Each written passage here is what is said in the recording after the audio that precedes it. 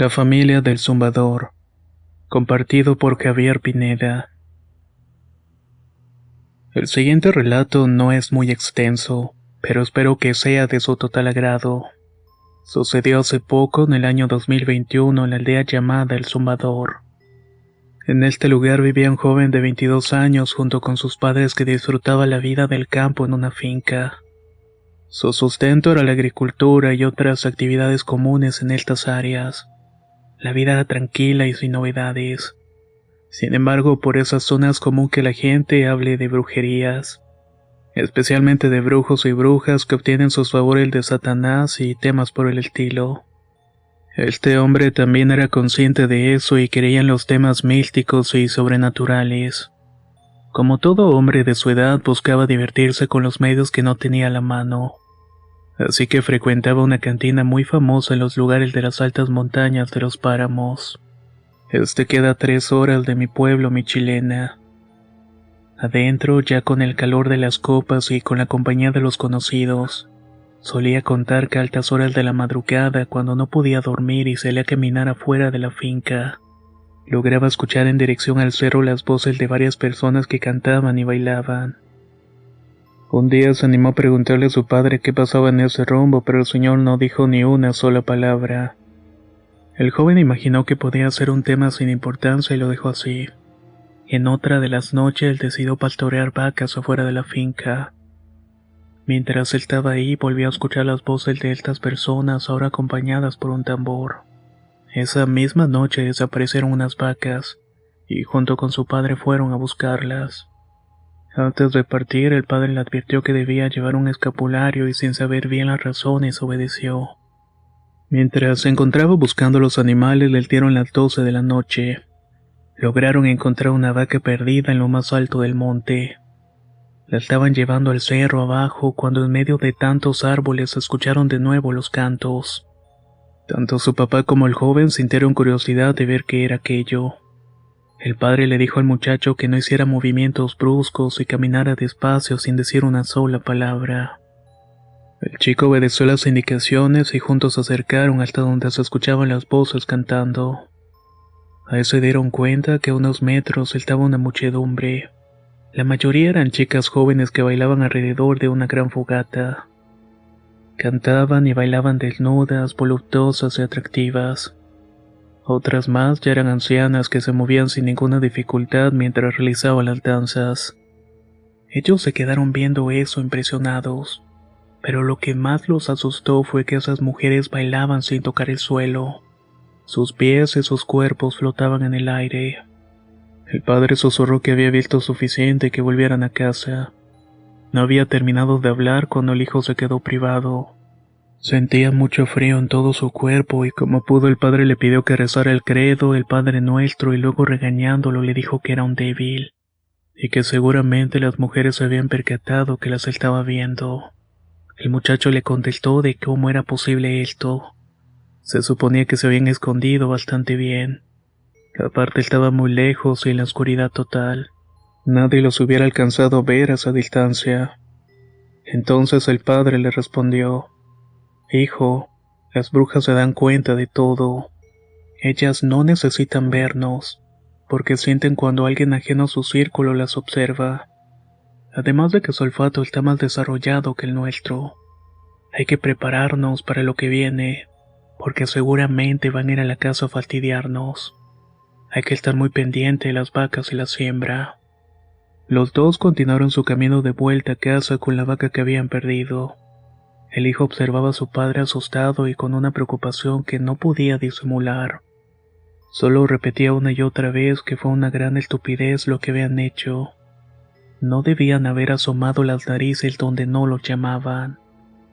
El padre sabía que no era una buena idea, pero tuvo un momento de debilidad. El que ve lo que hacen las brujas no puede revelarlo nunca, o desde ese momento lo perseguirá una maldición. A partir de esa noche la familia se comenzó a desmoronar. El padre cayó enfermo y a los pocos meses falleció. Después se enfermó la madre y tuvo el mismo destino. El hijo hizo todo lo que podía, pero no fue suficiente. Todo esto lo contó el muchacho en aquella famosa cantina a los campesinos que siempre frecuentaba. Luego de que murió la madre, el muchacho cambió. Hablaba solo y decía que su madre seguía en la casa y que pasaba largas horas platicando con él. La gente que un día lo conoció sentía mucha lástima por el chico. Varios murmuraban que eso que terminó con la familia fue la oscuridad que habita las montañas, y que no es otra cosa que la maldad pura. Las brujas de esa secta los exterminaron sin la necesidad de estar presentes. Finalmente terminaron con una familia a su hogar. Con el correr del tiempo no se supo más del joven. Los aldeanos se preguntaban dónde podía estar porque era muy raro no verlo deambular por los caminos. Varias personas se juntaron para ir a buscarlo a su casa y lo llamaron por su nombre, pero no salió. Convencidos de que algo no andaba bien, entraron a la fuerza y tiraron la puerta. Revisaron todo el lugar y entraron a cada uno de los cuartos hasta que encontraron su habitación. Ahí estaba el joven clavado en la pared con el tacal de acero en forma de cruz invertida. Su cuerpo estaba rasguñado y su cara desfigurada. Nadie sabe por cuánto tiempo lo tuvieron así. El chico no tenía más familiares y tampoco pareja. Aunque no era feo, ninguna se animaba a estar con el hombre que solo hablaba de locuras. Así es como terminó la vida de esta familia del zumbador, que por dejarse llevar por la curiosidad le pusieron sentencia a su destino.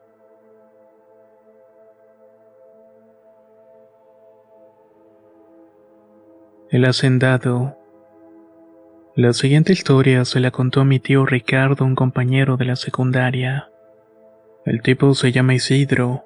Siempre venía a nuestra casa y contaba una historia que su padre le contaba a él desde que era pequeño.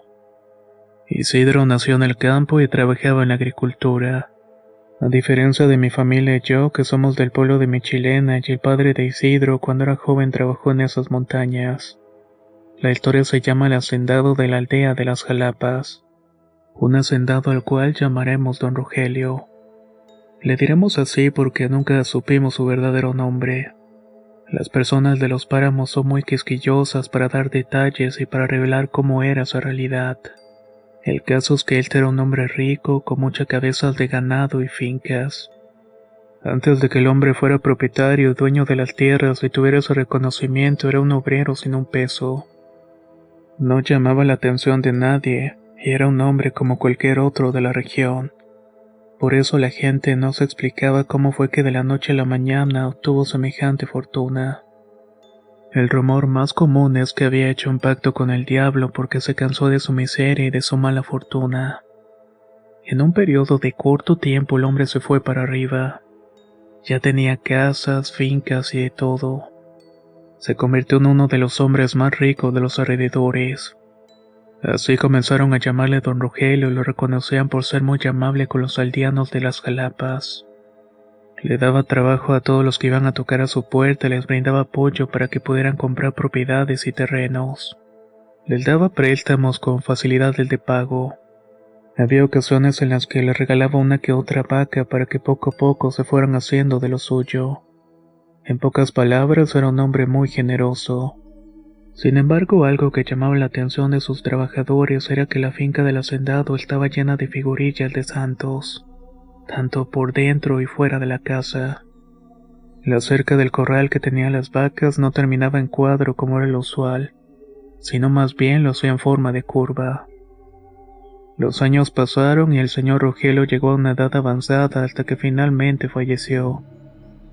Cuando llegó el momento de partir de esta vida, la siguiente, don Rogelio estaba en su inmensa casona agonizando entre sus amigos y familiares. En un determinado momento hasta la casona llegaron zamuros y cuervos que se pararon en el techo y en los árboles. Todo el lugar estaba repleto de aves negras. Los aldeanos de las Jalapas estaban atónitos por este fenómeno tan extraño. Una vez que el hacendado murió, lo dejaron como era debido en su casa. Pero los zamuros y los cuervos no se iban, sino que todo lo contrario. Cada vez estaban llegando más y más aves negras. Algunas bocas murmuraban que era el diablo que venía a buscar el alma de don Rogelio. Las horas pasaban y como si eso no fuera poco, en plena madrugada llegó un toro negro a la mansión. Lo hizo completamente enfurecido. Aquella bestia quería entrar por la fuerza hasta la habitación donde estaba el cuerpo de don Rogelio. La gente estaba asustada y dejaron el velorio corriendo entre gritos y pánico. Algunos de los empleados más valientes se enfrentaron al toro negro. Uno de ellos tenía una cruz y pudieron conseguir agua bendita para alejar al maligno. Al otro día llevaron a don Rogelio a la iglesia para celebrar la misa y darle el último adiós antes de meterlo en la Santa Sepultura. Cuando llegaron al cementerio, los compañeros y amigos se quedaron helados, ya que al ver en el cielo encima del panteón estaba repleto de aquellos cuervos que volaban alrededor de la capilla. Los amuros igual estaban presentes. La atmósfera era terrible y el ambiente pesado e insoportable. La capilla que habían construido para sepultarlo contenía estatuas de santos, así que se dieron prisa para meterlo en la cripta. Todo esto fue mandado a hacer antes que don Rogelio falleciera por mandato propio. Los cuervos se quedaron ahí y nadie volvió a ver al toro negro. Los aldeanos regresaron a sus casas y dejaron ese asunto por la paz durante 3 días. Después fueron a llevarles flores y vieron con espanto que el cuerpo de don Rogelio no estaba ya ahí. La placa de la cripta estaba rota, y en el interior el féretro donde fue enterrado estaba totalmente deshecho. Las personas que presenciaron esto dicen que había rasguños de garras de animal y manchas de sangre en todo el suelo de la capilla. También encontraron pedazos de su ropa tiradas por todo el panteón. Los aldeanos decían que fue cosa mala, que el rey de las tinieblas vino a cobrar lo suyo y se llevó el alma de don Rogelio para no dejarlo descansar en paz. El pobre hombre hizo todo lo posible para llenar su capilla de santos y ángeles para poder defenderse. Pero esto fue totalmente inútil. Don Rogelio vendió su alma al enemigo y todos sabemos que el demonio no perdona nunca. Así terminó la historia de este famoso hacendado. Los mariachis de la curva, compartido por Javier Pineda. Todo inicia cuando mi tía Yuribia fue con su pareja Jesús a las altas montañas de los páramos. Visitaron una aldea llamada La Curva. Entraron a un restaurante y ahí se encontró el señor Domingo, amigo del papá de Jesús. Lo que voy a contar pasó entre los años 2005 y 2006. El señor Domingo fue a saludarlos y le preguntó cómo estaba él y su señor padre. Jesús le respondió que todo estaba bien y aprovechó para presentarle a Yuribia. Luego Jesús y mi tía terminaron de almorzar y salieron del restaurante. Todavía iban platicando con el señor Domingo. Él les preguntó si no sabían sobre los mariachis y lo que pasó en el accidente de la camioneta. Jesús respondió que había escuchado algo, pero nada en concreto. Entonces el señor aprovechó para decirle que él les contaría la verdad de lo que había sucedido, ya que los mariachis eran personas del pueblo. Lo que sucedió es que los mariachis fueron invitados por un hacendado para que cantaran en la fiesta de 15 años de una chica. Ellos terminaron de cantar sus temas a altas horas de la noche. Al terminar el hacendado les dijo a los mariachis que se quedaran en su casa y al otro día se podían regresar a su tierra natal. Los mariachis le agradecieron pero no aceptaron. Al parecer ya estaban acostumbrados a hacer viajes de noche y sabían bien cómo eran las curvas del camino. El hacendado no insistió pero les hizo la recomendación de tener mucho cuidado. Si era posible que no hicieran ninguna parada y no bajaran la guardia, ya que esas carreteras eran muy peligrosas. En total eran 5 las personas que integraban el grupo de mariachis, 4 hombres y una chica. Era la 1 de la madrugada cuando partieron de la hacienda. Durante el viaje la carretera estaba completamente a oscuras porque en ese rumbo no existen postes de luz ni nada por el estilo. Su único punto de iluminación eran los faros de la camioneta. Los mariachis se iban transportando en 2 vehículos. En la primera camioneta iba una pareja y en la segunda los otros 3 integrantes. De pronto los que iban en la segunda camioneta notaron que de la primera salió el chofer de manera brusca por la ventana y se aventó a un lado del camino. Salió volando por los aires. Los mariachis de la segunda camioneta de atrás vieron que una sombra negra fue quien lo tomó y lo aventó. La camioneta perdió el control y se fue al barranco. La mujer que iba de copiloto no pudo tomar el control del auto. y se volcó hasta que un árbol detuvo la caída. Los de la segunda camioneta se alcanzaron a detener y fueron a ver qué había pasado. Todo estaba muy oscuro y no lograron ver nada con las linternas que llevaban consigo. Siguieron alumbrando a donde cayó la camioneta y lograron ver que la mujer estaba saliendo del auto. Lloraba asustada y gritando que se habían llevado a Sergio. Los 3 mariachis que veían desde la carretera le gritaban a la mujer que no se moviera, que ellos iban a bajar por ella. Todavía con la luz de la lámpara luzando la herida, vieron que algo la tomó del brazo y se la cargó. Desapareció ante ellos entre el espeso bosque. La mujer gritaba con desesperación que la soltara y también llamaba a los otros 3 para que fueran a ayudarla.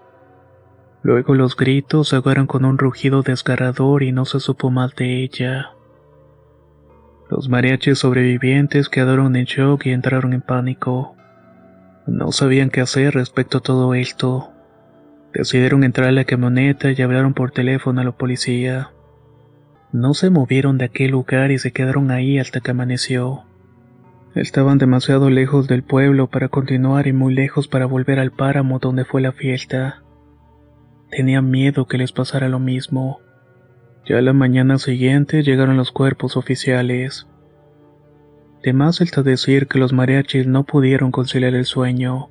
Se mantuvieron despiertos intentando asimilar lo que había sucedido. Los forenses fueron a revisar el lugar del accidente y encontraron el cuerpo de la mujer sin vida. Tenía un arañazo profundo en el cuello y lastimadas por todo el cuerpo. También le faltaba un brazo y tenía la ropa desgarrada. Al esposo de la señora lo encontraron en lo más profundo del extenso bosque. Había sufrido el mismo destino. Su cuerpo presentaba grandes cortes como de un animal muy grande. Su ropa estaba desgarrada al igual que algunos miembros. La policía y los forenses lo reportaron como un accidente. Dijeron que el conductor perdió el control del vehículo y se estrelló en un árbol. Perdió la vida junto con su esposo y fue todo. Ese es el resumen del reporte oficial que apareció en el periódico. El hacendado, la gente de los páramos y la aldea de la curva se enteraron de lo que había pasado. De ahí se corrió la noticia por todas las aldeas cercanas. Todos se persinaban horrorizados y murmuraban que eso era la cosa mala que habitaba en las tinieblas. El diablo que ronda por los páramos y por las montañas esparciendo la maldad. Como los mariachis eran incrédulos a las cosas paranormales, pues no tenían ningún amuleto de protección, ninguna cruz al cuello o una palma bendita en el carro que los ayudara a espantar al espíritu inmundo. También fueron tercos en no aceptar la invitación del hacendado. Si hubieran considerado quedarse, otra sería la historia. Este relato se lo contó al señor Domingo Miteyo Uribe a su novio Jesús. Él supo detalle la historia ya que la había escuchado por boca de los mismos 3 mariachis sobrevivientes, los cuales habían sido testigos de lo inexplicable. Esta, como muchas otras historias que pasan en los páramos, es algo difícil de creer, pero no es la primera vez que se escucha algo así. Por esos lugares abundan las historias que tienen relación con las brujas, los demonios y todo tipo de maldad. Para la gente que vive en el campo esto es algo muy cierto, y créanme que no se lo toman a la ligera. Saludos desde mi pueblo Michilena en el bello país de Venezuela.